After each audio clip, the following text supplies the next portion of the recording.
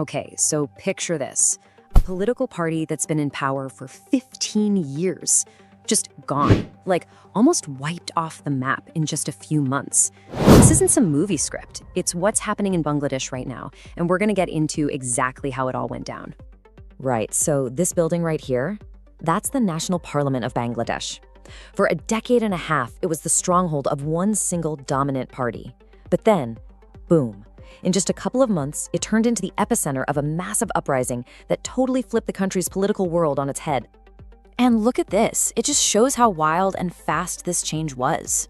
I mean, at the beginning of 2024, the Awami League, led by Sheikh Hasina, they looked untouchable. They won a massive supermajority, but now they're completely out of the picture, banned from the next election, their leaders in exile.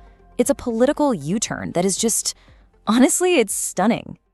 So, the million-dollar question, right? How did this even happen? How does a political powerhouse that's been ruling for 15 years just crumble almost overnight? Well, the whole thing started brewing early in the year. Back in January, the Awami League won an election, but the main opposition didn't even participate. They boycotted it. So fast forward to July, and all that frustration just boils over.